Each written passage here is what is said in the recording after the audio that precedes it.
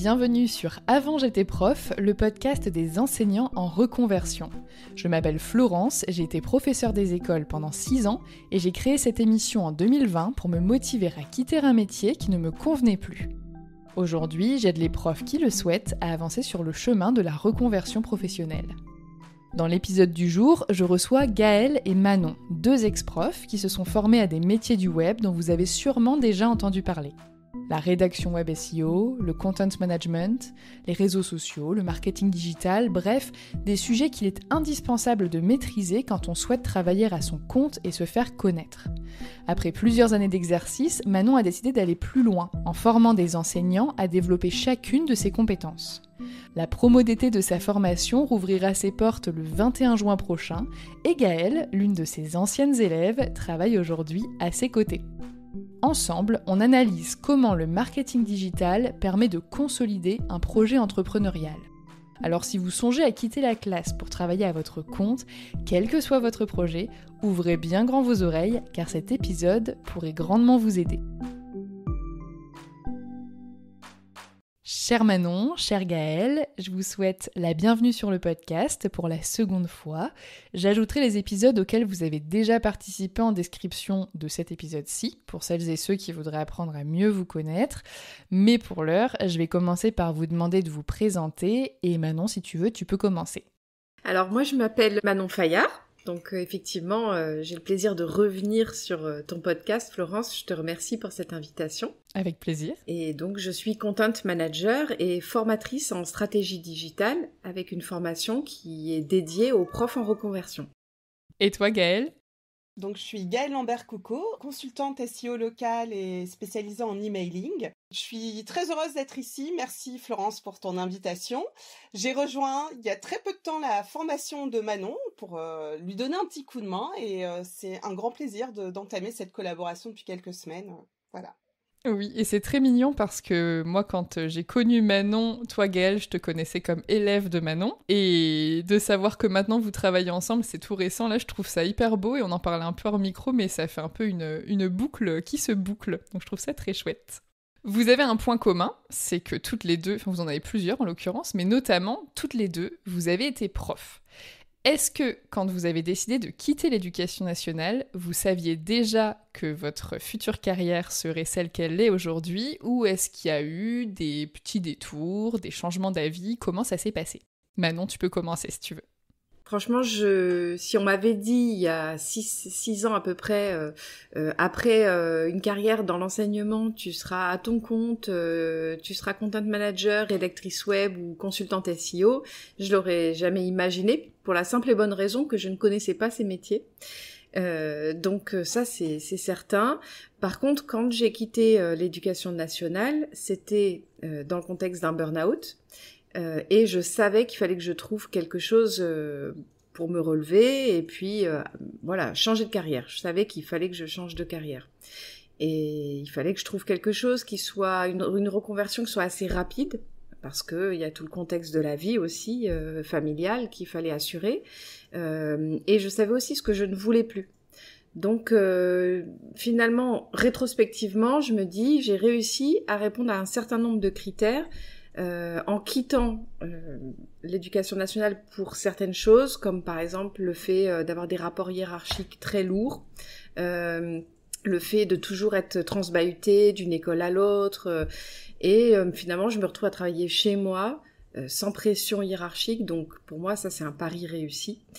Mais je l'aurais pas imaginé il y a quelques années, ouais. C'est sûr. Et maintenant, tu es la pression hiérarchique de Gaëlle. J'espère Non, pas. non, Mais en tout cas, effectivement, c'est quand même une responsabilité. Ça me questionne aussi dans le fait de faire appel à des prestataires. En fait, elle est pas ma salariée du tout. C'est ma collaboratrice. C'est plutôt comme ça que je le vois. Mais c'est vrai que je me retrouve parfois dans une situation de donneur d'ordre, en fait. Et ça s'apprend, c'est dur. Donc, si je fais des faux pas, Gaëlle, il faudra toujours que tu me le dises. Alors oui, là tu peux me faire confiance, mais non, tout se passe bien. Je pense que t'es dans la bonne posture en fait. Je te ferai signe si je sens le burn-out poindre son nez, je viens. Ah oui, avant. Avant, idéalement. Hein, on ne reproduit pas les anciens schémas. Est-ce que toi, Gaëlle, tu savais que tu voulais partir du côté du marketing ou travailler depuis chez toi ou tout ce qui était numérique, digital, quand tu as décidé de te reconvertir? Alors non, pas tout de suite. J'ai cherché ce qui pouvait m'apporter enfin l'épanouissement professionnel parce que j'ai fait un premier burn-out en 2014 et je sentais le second arriver à nouveau, la boule au ventre tous les matins dans la voiture, à me demander ce que je faisais là, la peur de devenir l'enseignante que j'exécrais en fait et j'ai cherché quelque chose qui pouvait m'apporter un alignement avec ce que j'aimais, mes valeurs et l'écriture est revenue. Et quand j'ai découvert le métier de rédactrice web, que j'ai découvert mais vraiment en 2021, je me suis dit mais en fait c'est ça que je veux faire.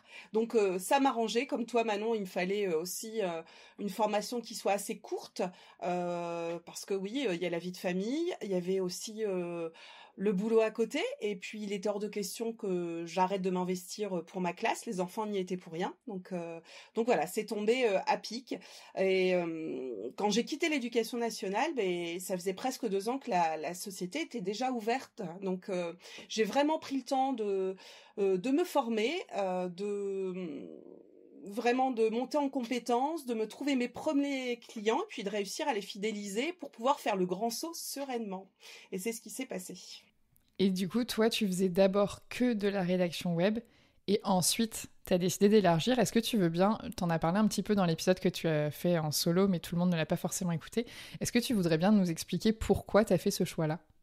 Exact. Alors oui, j'ai suivi une première formation en rédaction web SEO, vraiment qui m'a très bien formée à cette pratique, à la rédaction d'articles de blog, à la compréhension du SEO. Mais j'avais une sensation, une impression qu'il manquait quelque chose effectivement. Et quand j'ai découvert Manon via Facebook et son groupe, j'ai compris qu'effectivement la rédaction était juste une étape dans une grande stratégie et cette stratégie, eh bien, je ne comprenais pas tout. J'ai bien compris que le marketing, en fait, était vraiment le cadre essentiel pour bien faire mon travail. Et c'est comme ça que j'ai décidé de me former au content management et au final, j'ai découvert un univers qui m'a juste fascinée, en fait. Donc, la stratégie, j'ai découvert ça et c'est ce qui m'anime aujourd'hui. Donc, je suis vraiment heureuse d'avoir pu faire ce petit pas de côté et je pense qu'aujourd'hui c'est juste essentiel de pouvoir maîtriser autre chose, avoir d'autres compétences que la rédaction web et SEO. Et Manon, justement, donc toi tu délègues maintenant une partie des missions liées à ta formation à Gaëlle, sachant que c'est intéressant je trouve comme question, mais tout ce que tu délègues c'est pourtant des choses que tu sais faire, puisque tu es même formatrice sur le sujet. Ma question est donc, pourquoi est-ce que tu délègues ? Oui, ça c'est vrai que c'est une question qui est importante. En fait, pour développer comme je le souhaite la formation, à la fois en termes de notoriété, de visibilité, pour la faire connaître auprès des profs qui cherchent une voie de reconversion ou qui ont déjà en tête un projet d'entreprise et qui ne savent pas encore en fait que le marketing digital va devenir un frein s'ils s'y forment pas. Et en même temps maintenir un niveau de suivi personnalisé aux élèves qui ont signé ma formation, qui est vraiment l'engagement que je leur ai fait. J'avais besoin d'aide parce que ça demandait beaucoup trop de choses. C'est quand même une activité qui est complémentaire de ma propre clientèle en content management. Et donc pour mener tout ça de front, je l'ai fait pendant 2 ans et demi. Ça devenait vraiment très difficile. Donc l'aide de Gaëlle, elle est précieuse parce que elle va principalement m'aider sur l'axe visibilité-notoriété de la formation. Aujourd'hui, elle prend en charge une grande partie de tout ce qu'on va faire sur les réseaux sociaux notamment. Mais on a en tête des projets sur lesquels elle va s'investir pour les élèves déjà inscrits. Notamment, elle a eu l'idée de créer une newsletter que pour ces élèves-là. Et donc, on va la lancer probablement à la rentrée, histoire de continuer de les former finalement, même après leur départ. Et ça, c'est un projet que j'aurais jamais pu mener de front avec tout le reste toute seule. Donc oui, je sais faire, mais et je pense qu'elle profite aussi du fait que je sache faire et que j'ai une vraie stratégie. On gagne du temps. Mais elle a aussi la fraîcheur, des nouvelles idées, un autre point de vue. Et puis, elle me libère du temps pour que moi, voilà, je me consacre vraiment aux corrections, au suivi de mes élèves, et c'est important pour moi, ça. Je le comprends, en fait, je pose la question parce que je sais qu'il y a des personnes là qui se lancent à leur compte ou qui se sont lancées et qui écoutent l'épisode. Et il y a toujours un moment où on a l'impression que c'est un problème de ne plus tout réussir à faire, à mener de front. Mais en fait, c'est presque une bonne nouvelle parce que ça veut dire que quelque part, s'il faut qu'on s'investisse beaucoup ailleurs, c'est que soit il y a quelque chose en cours de création, soit il y a quelque chose qui fonctionne et ça demande du temps. Bon, sauf si on est très mal organisé et que juste on gère mal son temps, ce qui arrive aussi parfois. Ça arrive aussi. Mais je sais qu'à titre personnel, quand j'ai créé mon site web, j'ai délégué la rédaction des 3 premiers articles. Et c'est quelque chose qui avait été compliqué pour moi, parce qu'au-delà du fait de déléguer, je me disais, mais à quoi ça rime de déléguer la rédaction d'articles SEO alors que c'est ton métier pour créer ton site, qui là, pour le coup, n'est pas ton métier et que tu sais pas faire en plus et que ça te prend du temps. Et tu vois, a posteriori, je ne regrette pas, parce que ça m'a permis de monter en compétence sur d'autres choses, et tu noues aussi des relations, et c'est des articles qui aujourd'hui m'apportent beaucoup de trafic, puisque les personnes étaient qualifiées. Mais je sais que c'est une question que je m'étais beaucoup posée. Et là, on en parlait en micro avec Gaëlle tout à l'heure sur le podcast. Ça fait 2 ans que je délègue le montage et le mixage de certains épisodes de podcast, alors que je sais le faire. Mais le fait de le déléguer, du coup, je peux en enregistrer davantage. Donc c'est une vraie réflexion à avoir, je trouve, et là, de vous avoir toutes les deux sous le coude, je trouvais que c'était intéressant de se poser la question plus en profondeur. Manon, dans ta formation, que trouve-t-on ? Alors, dans ma formation, on trouve tout ce qu'un prof a besoin de comprendre et de mettre en place en ligne pour lancer une activité qui lui ressemble et qui fonctionne. C'est une formation qui est en mode projet, donc il n'y a pas de théorie dans le vent. Donc il y a de la théorie, ça c'est indispensable, mais il y a surtout beaucoup de pratique.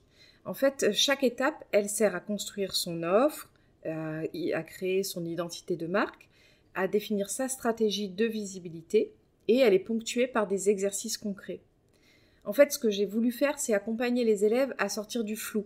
On fait le point sur qu'est-ce qu'ils ont à proposer, à qui, pourquoi, et surtout comment ils vont le vendre. Et souvent, on a un petit peu un frein par rapport à ça. On dit, mais j'ai pas envie de me vendre, j'ai pas envie de vendre. Donc, l'idée, c'est vraiment d'apprendre à faire ça sans devenir le marketeur dans lequel on se reconnaît pas, en fait. Donc, pour ça, on travaille sur le fond. Donc, comment je veux me positionner, qui est mon client idéal, quel est mon message. Mais après, on active des outils. Parce que c'est comme ça qu'on avance plus concrètement. Donc par exemple, on apprend à créer des contenus, toutes sortes de contenus, on comprend ce que c'est un site web, parce que là on dit site web, on entend partout, mais qu'est-ce que c'est vraiment ? On découvre les réseaux sociaux et leurs particularités, et en fait, tous ces outils-là, c'est ce qui va leur permettre de choisir où ils vont se positionner et de se sentir bien dans l'espace et le support qu'ils auront choisi. Et surtout, je pense que ce qui démarque ma formation d'une autre, c'est qu'elle est pensée par une ex-prof pour les profs. Donc j'y ai mis toute ma pédagogie, toute ma bienveillance, même si entre profs on n'aime pas trop ce mot-là. Mot compte triple au Scrabble de l'éducation nationale, celui-là. Mais j'ai vraiment... En fait, quand on est prof, on nous dit faites de la différenciation pédagogique, mais on ne nous en donne pas les moyens. Là, j'ai essayé de le faire. Je me suis donné les moyens d'adapter à chacun de mes élèves le contenu, avec un suivi qui est vraiment individualisé. Et c'est aussi pour ça que je prends peu d'élèves à chaque fois, parce que sinon je ne peux pas garantir ce suivi-là. Donc mon idée, c'est vraiment de les mettre en action, en fait.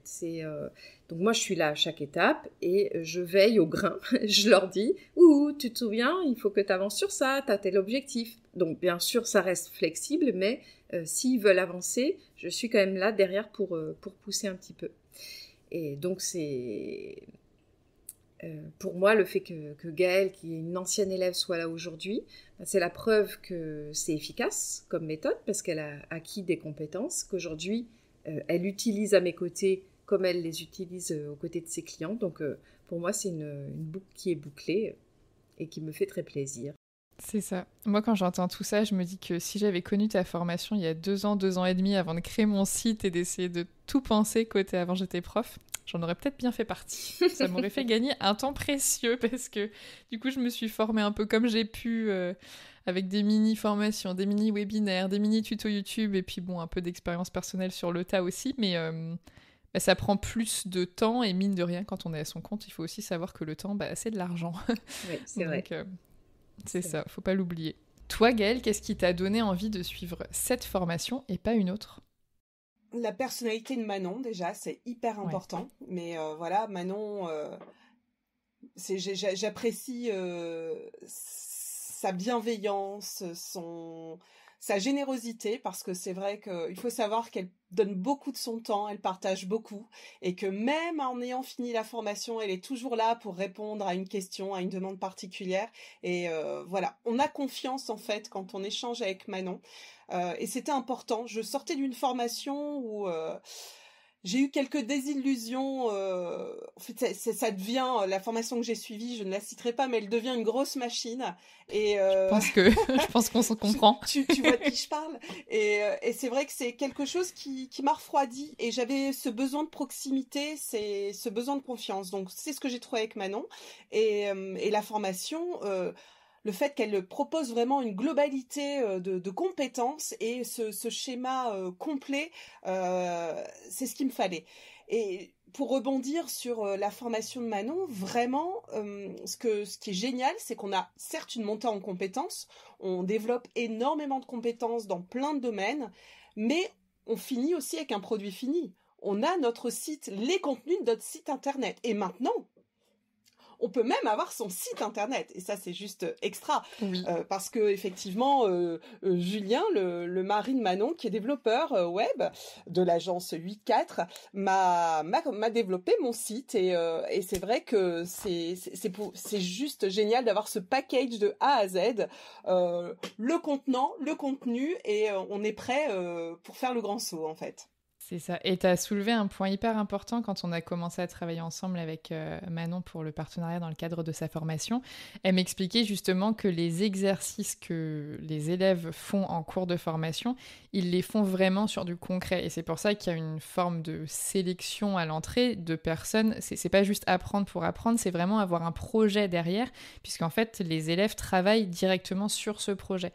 Or, souvent, quand on suit des formations, quand on a la chance déjà d'avoir des cas pratiques, ce qui des fois c'est beaucoup de théorie, mais quand il y a des cas pratiques, parfois c'est un peu de l'hypothétique. On fait des exercices qui sont un peu hors contexte. Là, le fait de le faire vraiment pour son entreprise, pour son site internet, c'est un temps précieux qu'on gagne pour la suite, et surtout que Manon, du coup, peut regarder ce que les élèves font, et donc corriger, améliorer, etc. Mais sur ce qui sera à terme un produit fini, alors qui pourra toujours être amené à évoluer un petit peu au fil des années et tout ça pour rester à jour. Mais on est sûr de publier un site avec des pages qui sont correctement rédigées, qui vont correctement se référencer. Et du coup, c'est pas du temps de perdu où on le fait une première fois un peu pour du beurre et après on doit le faire une seconde fois en étant tout seul lâché dans la nature. Et moi, ça, c'est quelque chose que j'avais trouvé très appréciable et que, en tant qu'élève, je sais que moi j'aimerais beaucoup, parce que j'aime pas trop qu'on m'apprenne et qu'après on me dise « Allez, vas-y, débrouille-toi maintenant ».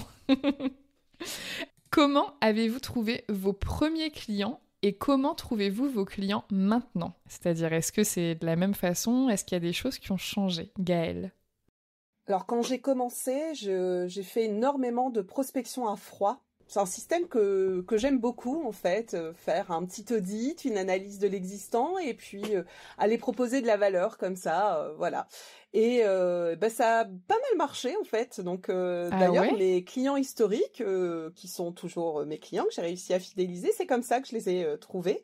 Et voilà, et j'essaye de me garder un temps dans mon agenda, justement, chaque semaine, pour continuer cette prospection à froid.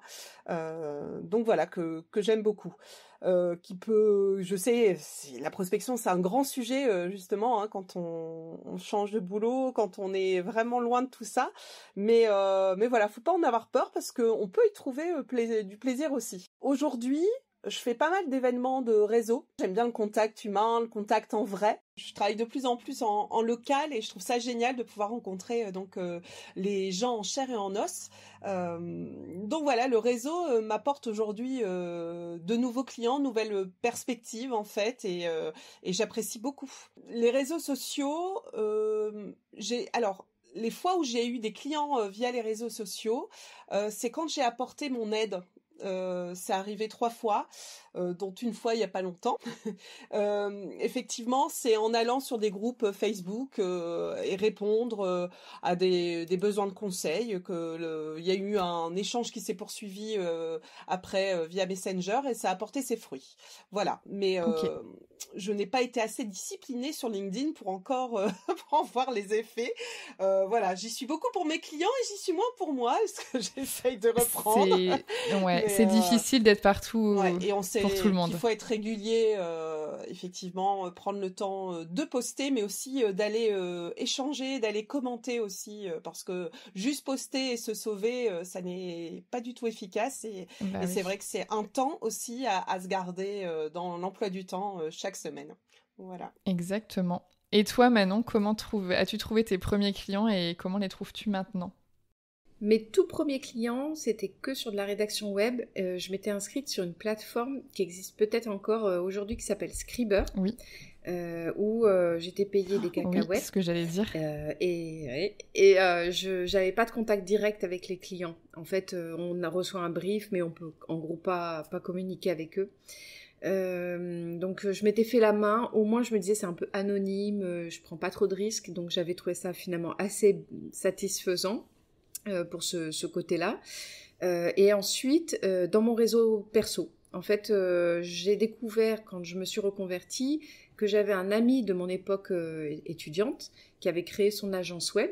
Donc lui, ça faisait déjà 5-6 ans que son agence existait, il fait des sites WordPress.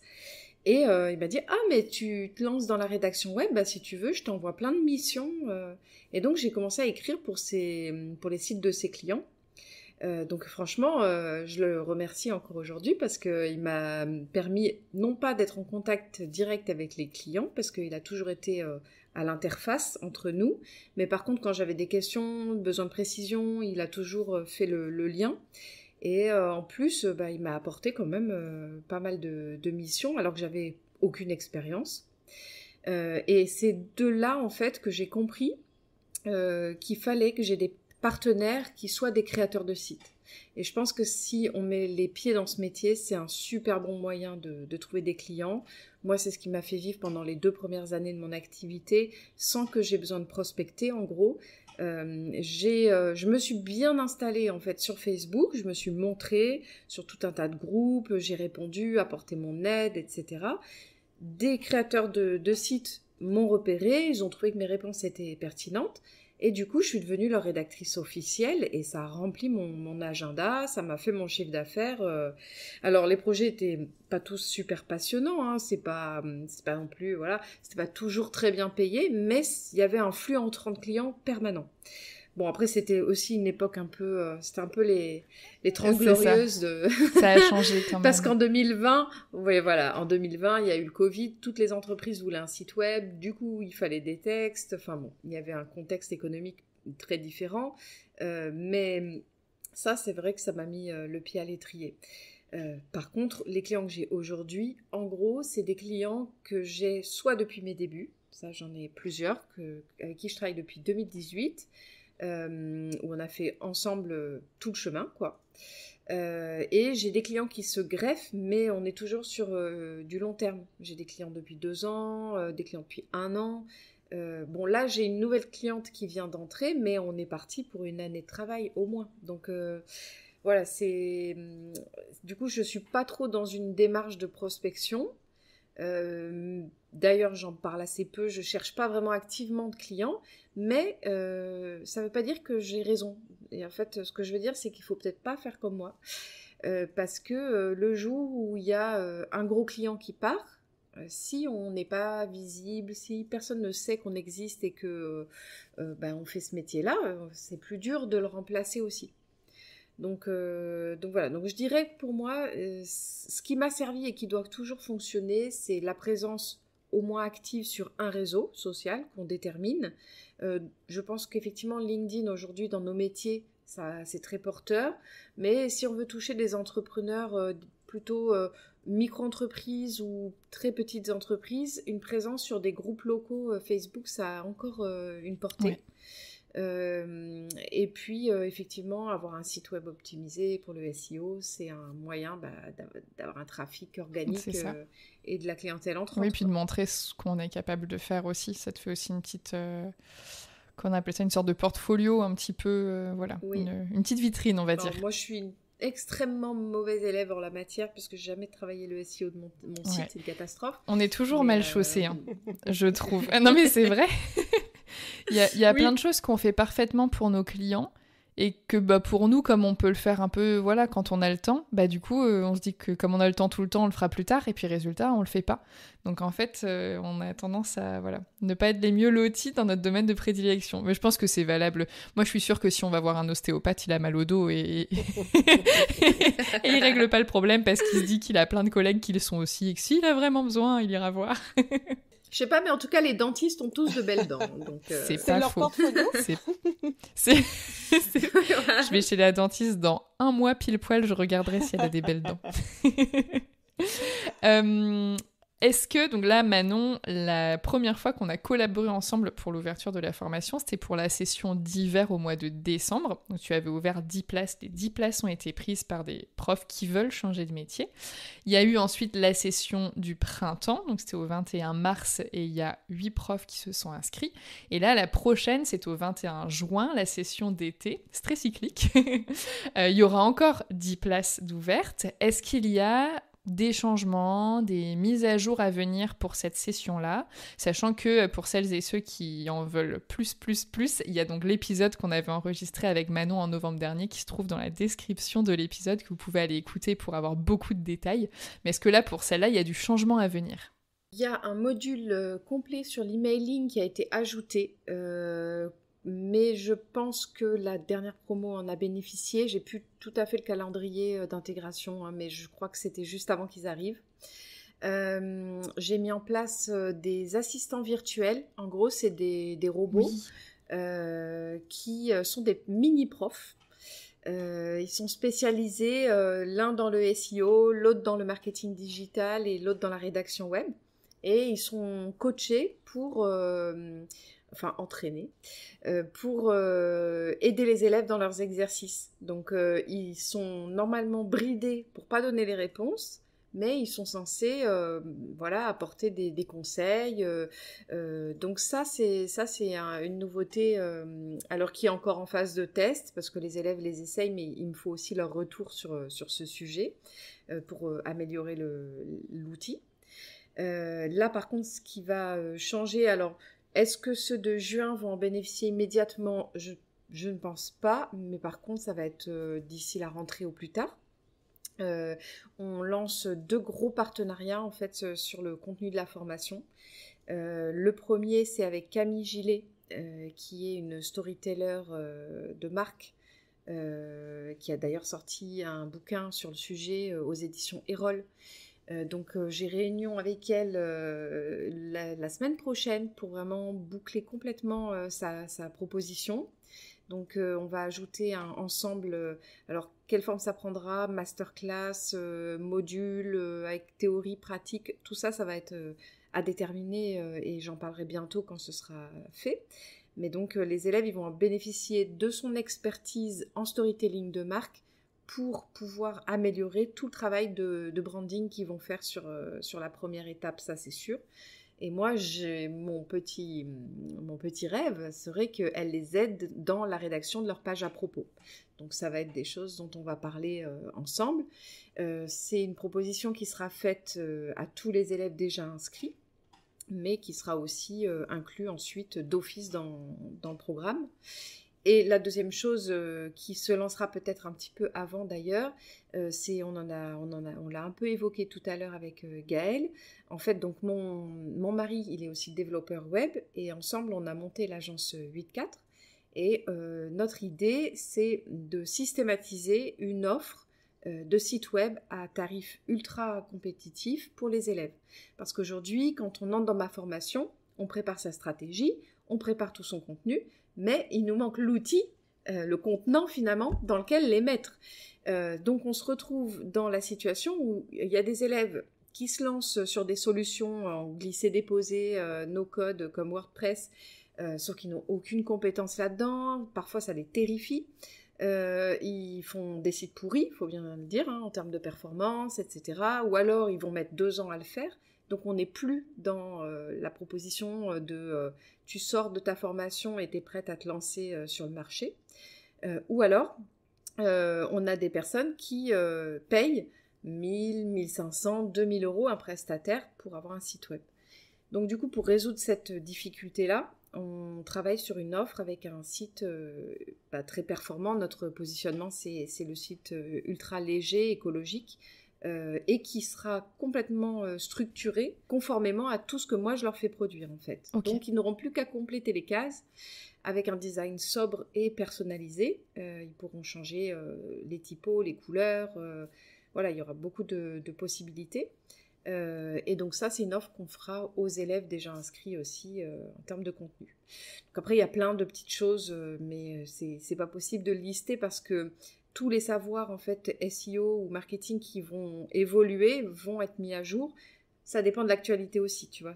C'est ça. Bah, tout ce qui est digital et numérique, de toute façon, ça change tellement vite qu'on est obligé de faire de la veille et de tenir les élèves informés. Ça, c'est une certitude. Mais c'est vrai que j'en profite aussi pour rappeler que la formation de Manon, effectivement, elle est enrichie et on y a le droit à vie, en fait. On a le droit de bénéficier de tous ces enrichissements. Et c'est pas le cas partout et c'est quand même à souligner, en fait. Et c'est très important. Moi, j'ai suivi en décembre un coaching... alors sur le SEO, mais lié au podcast, donc encore un peu différent, un peu spécifique, mais on a accès au contenu à vie aussi. Et c'est vrai que là, 6 mois plus tard, il y a des choses qui m'étaient un peu sorties de la tête. J'avais un peu commencé à faire à ma sauce, j'avais un peu glissé de mois en mois, on va dire. Et là, de pouvoir retourner le mois dernier, regarder c'était quoi le truc de base que j'étais censée bien faire, je me suis dit, ouh là oui, j'ai un petit peu dérapé, c'était pas tout à fait ce que j'étais censée faire. Et c'est chouette de pouvoir retourner en arrière, parce qu'il y a des choses parfois qu'on voit en formation où on se dit, ah oui, mais là, j'en suis pas tout à fait encore là, parce que j'aimerais d'abord mettre ça en place, mais en même temps, t'as envie d'avancer, tu sais que tu pourras y revenir plus tard. Et moi, en tout cas, c'est quelque chose que j'apprécie en tant qu'élève. En fait, si j'ai fait cette proposition-là de contenu à vie et mis à jour, c'était aussi parce que la formation, elle sert dans 2 contextes différents. On peut devenir content manager, donc on va servir de la formation pour mettre en place sa propre stratégie de visibilité, mais une fois qu'on sort de la formation, on va avoir son premier client. Et du coup, il va falloir reprendre de A à Z toute la méthode, mais cette fois-ci pour le compte d'un client. Alors je dis de A à Z, oui, si on a de la chance, mais des fois, c'est un client qui a déjà un site. Bon, on reprend le chemin là où il est, mais en tout cas, il faut revenir en arrière sur la méthode et se dire, voilà, attends, je vais commencer par ci, puis par ça, mais comment on faisait déjà l'étude de mots-clés, mais... On n'a pas d'expérience, on n'a que sa propre...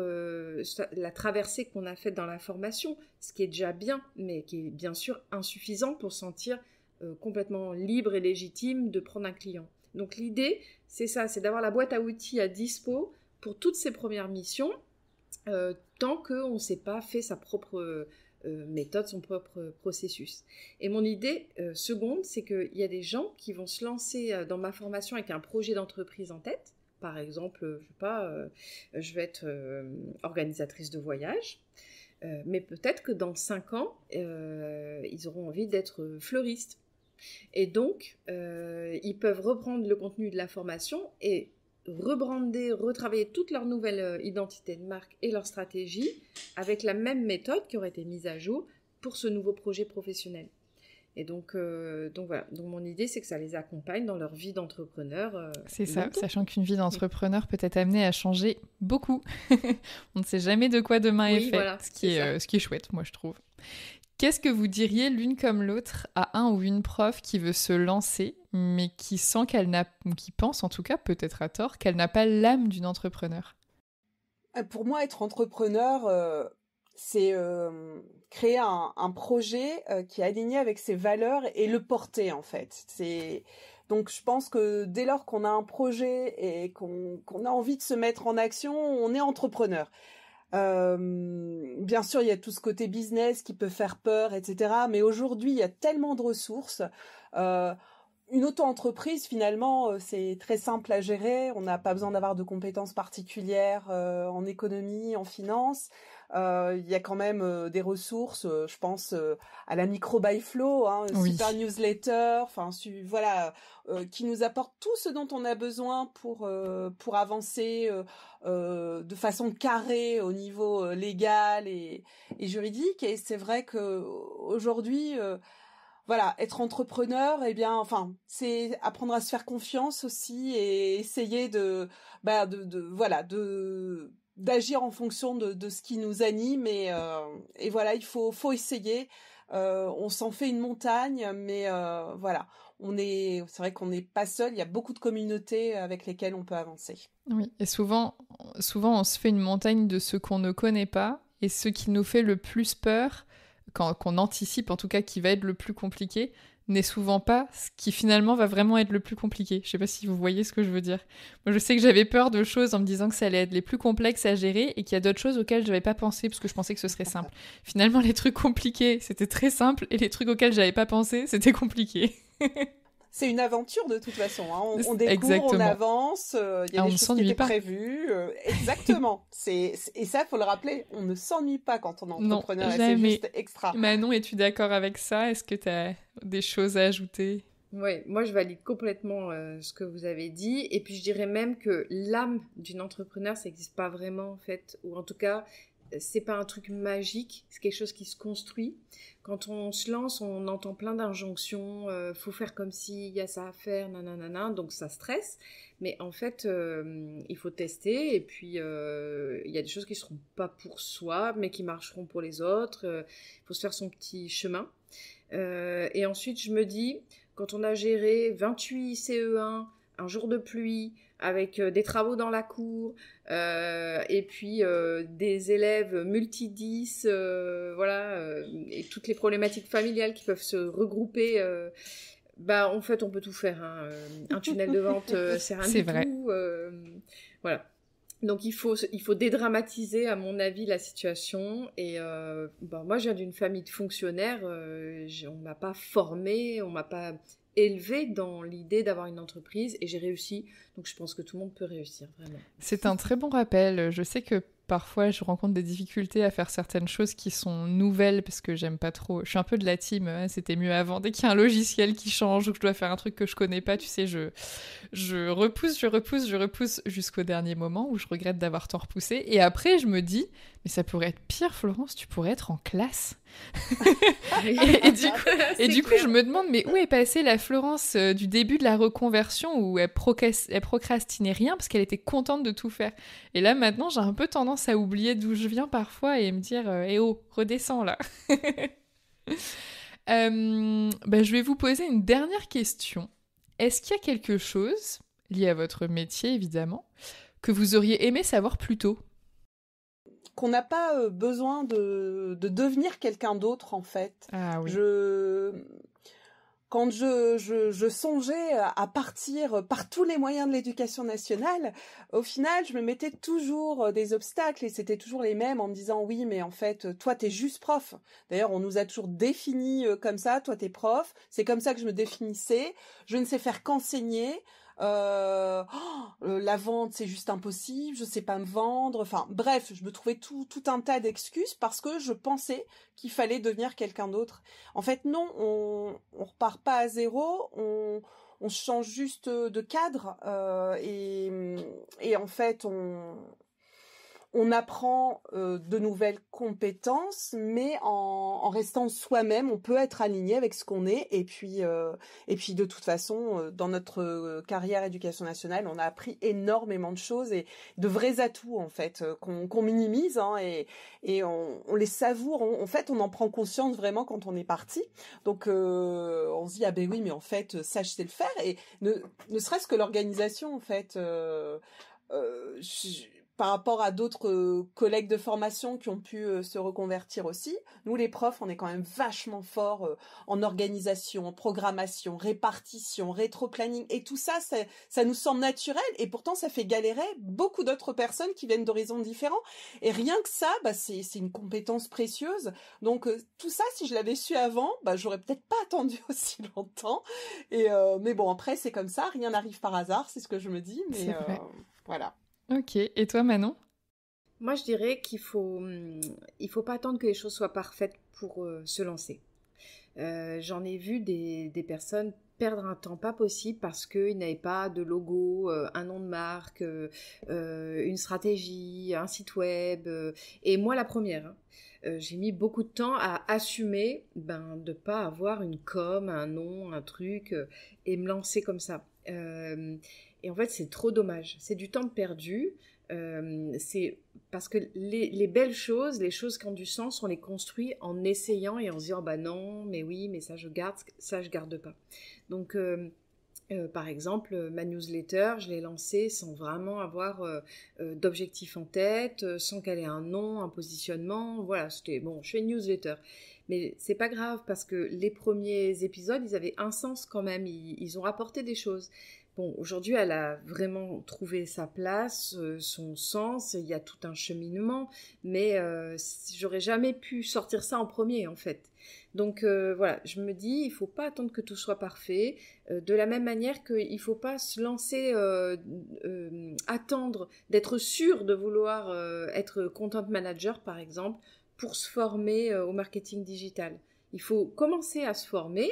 Et puis, cette expérience-là va te permettre de prendre la bonne décision. C'est fait pour moi ou pas, ou ça oui, mais pas trop, pas ce morceau-là, les réseaux sociaux plus tard. Voilà, c'est en faisant que ça devient bien. C'est ça. Et moi, je pense que si on attend la perfection, c'est aussi une petite excuse qui nous permet de repousser les choses parce qu'on a peur. Et je sais que moi, j'ai pas mal repoussé la sortie du podcast quand je l'ai créé il y a 5 ans. Et ma meilleure excuse, ça a été « il faut que je compose ma musique moi-même ». Mais je ne joue pas de musique. Je ne connais même pas le solfège. Et j'ai composé ma musique moi-même, au final, avec un logiciel sur ordinateur. Résultat, objectif accompli, hein, ça m'a pris beaucoup plus de temps que ça n'aurait dû, et ça a bel et bien repoussé la sortie. Donc voilà, j'ai réussi à repousser le problème. Est-ce que c'était une bonne idée ? A posteriori, je ne pense pas, et j'essaye de me souvenir de ça pour ne pas faire la même erreur à chaque fois. Et on se rend pas toujours compte quand on le fait. On est vraiment persuadé que c'est parce qu'on a envie que ce soit comme on a envie que ce soit. Mais en fait, souvent, je me rends compte que c'est parce qu'on a peur et qu'on cherche une excuse pour repousser les choses. Voilà, si jamais ça résonne chez quelqu'un, c'est que j'ai peut-être pas tapé trop loin de la vérité. Oui, c'est clair. C'est des vestiges du syndrome de la bonne élève, en fait. Hein. Mais je pense c'est que, ça. en plus, en tant qu'ancienne enseignante, Mais oui. Vraiment. Et j'avais lu que c'était aussi très typiquement féminin. Là où des hommes vont, par exemple, pour répondre à une annonce de boulot, vont se dire, bon allez, j'ai 70% des compétences de la fiche de poste, allez c'est bon, je tente, j'apprendrai sur le tas, j'y vais. Ben nous les femmes, on a tendance à attendre d'avoir les 100%, chose qui est juste impossible. Oui. Et c'est vrai que faut se lancer, faut tester. De toute façon, c'est le principe même du marketing, hein, n'est-ce pas ? C'est ça. Et on essaye et en fait, c'est pas grave. Il y a YouTube regorge de tutos super bien fichus et voilà, il y a toujours possibilité et c'est ce qui nous fait monter en compétence en nous poussant un petit peu. Donc voilà, il faut oser, être audacieux. C'est ça, et il y a une grosse part de confiance en soi aussi qui se joue là et même sur cet aspect-là, tu vois, je pense que ça peut être intéressant d'être accompagné. Alors c'est pas pour des compétences pures, mais c'est pour réussir à comprendre qu'on a des compétences desquelles apparemment on n'a pas trop conscience ou qu'on n'imagine pas qu'elles sont transférables alors qu'elles le sont. Et c'est aussi important, je pense, pour une reconversion. Où est-ce qu'on peut vous suivre, rester en contact avec vous ? Sur quel réseau est-ce que vous êtes le plus active ? Alors, moi, vous me trouverez sur LinkedIn, Gaëlle Lambert-Coucaud, parce que je suis mauvaise élève. Mon site internet est encore en sous-marin. Voilà, les cordonniers sont toujours les plus mal chaussés, on ne cessera de le répéter. Donc, il va bientôt surgir et atterrir sur Google en très bonne place, je l'espère. Ça, par contre, oui. On met du temps, mais après, on est bien. Voilà, exactement. Donc voilà, LinkedIn principalement, mais aussi sur Facebook, sur la page des mots et des clics. Ok. Voilà. Très bien. Et toi, Manon ? Eh ben moi, je vous invite à nous rejoindre sur le groupe Facebook Prof et Entrepreneurs, qui s'appelait jusque-là Prof en rédac, mais il a évolué. Donc ça, c'est vraiment le point de rendez-vous pour tous les profs qui envisagent de devenir entrepreneurs ou qui ont sauté le pas. C'est là que, avec la complicité de Gaëlle, on diffuse un maximum d'informations. En plus, on a une section guide où on a organisé l'ensemble de tous les contenus qui ont été publiés depuis plusieurs années. Donc, c'est une mine d'or. Et puis, bien sûr, vous pouvez aussi me trouver sur ma newsletter, qui est fraîchement pimpée pour accompagner les profs dans leur cheminement, dans leur réflexion. Et vraiment, je vous invite à le faire parce qu'il y a à peu près 2 mois de parcours pour réfléchir à sa reconversion et apprendre les bases du marketing digital, avec régulièrement des décisions à prendre qui permettent de basculer sur un parcours plus personnalisé et adapté. Donc c'est un petit peu la newsletter dont vous êtes l'héroïne ou le héros. Et donc pour ça, c'est sur mon site annemoff.fr. Il y a un petit onglet prof et entrepreneur pour découvrir le contenu et s'inscrire. Trop bien. Moi, j'y suis déjà inscrite. Même si je suis plus prof, Oui. Mais je trouve que c'est toujours très intéressant ce que tu écris, notamment dans les newsletters. Moi, je suis une grande fan de newsletters quand elles sont bien faites. Je m'abonne pas non plus à tout et n'importe quoi, mais je suis abonnée à quelques newsletters que je lis avec assiduité et que j'aime vraiment recevoir dans ma boîte mail pour le coup, dont la tienne.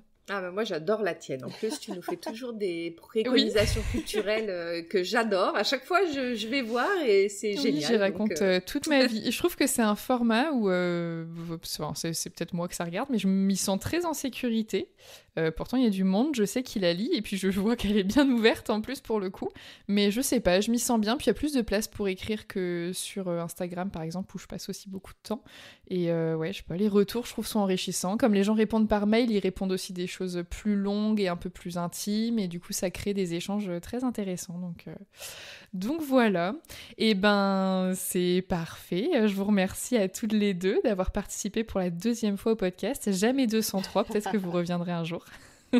Merci à toi Florence. Et puis avec plaisir. Et puis je mettrai tous les liens, tout ce qu'on a pu évoquer dans la description de l'épisode. Et puis je rappelle que la formation de Manon réouvre ses portes avec 10 places le 21 juin 2025. Je précise parce qu'il y a des gens qui écoutent encore des épisodes de 2021. Donc il faudrait pas... Voilà. Pour les gens qui écoutent en 2028, c'était en 2025. Et donc il y a un code partenaire pour les auditeurs et auditrices du podcast, AJP100, pour Avant j'étais prof 100, qui permet d'avoir 100 € de réduction sur la formation. Et il y a la possibilité aussi d'avoir un appel en amont avec Manon pour échanger un petit peu sur les pourquoi, le fonctionnement, les objectifs, ce qu'on vise, tout ça, pour être sûr que, que Manon sera la bonne personne pour vous accompagner, et puis pour Manon, qu'elle pourra vous accompagner efficacement. Et voilà. Merci beaucoup Florence de nous avoir invités, reçus pour discuter de tout ça. Et puis effectivement, on est impatiente d'échanger aussi, peut-être en commentaire sur les posts que tu feras pour annoncer cet épisode, avec des profs qui se questionnent sur leur devenir professionnel et leur lancement dans le monde de l'entreprise. C'est ça, n'hésitez pas, surtout si vous avez des questions, que ce soit dans les commentaires, par message privé, si vous voulez pas que ce soit public, c'est aussi une possibilité. Donc n'hésitez pas à commenter, à poser vos questions, voilà, tout ce qui vous passe par la tête, c'est bienvenu. On y répondra. Avec plaisir, on se rendra disponible et gardez en tête que vous n'êtes pas seul, ça c'est important. Ça, on ne cessera de le répéter. Bon merci les filles, et puis à bientôt. Merci beaucoup Florence. À bientôt. À bientôt. Merci d'avoir écouté cet épisode jusqu'au bout. Pensez à vous abonner au podcast pour ne pas rater les prochains. Pour m'aider à faire connaître l'émission, vous pouvez la noter et la commenter sur votre application d'écoute favorite. Je vous invite également à la partager avec vos proches, vos collègues et sur vos réseaux sociaux. Retrouvez l'actualité du podcast sur Instagram et Facebook @avantj'étaisprof. Et si vous avez besoin d'aide dans votre propre reconversion professionnelle, jetez un œil à mon site internet. Je rappelle que la formation de Manon rouvre ses portes pour la promo d'été, le 21 juin 2025, qu'il y a 10 places et que tout le programme est disponible sur nos 2 sites web ainsi qu'en description de cet épisode. À bientôt!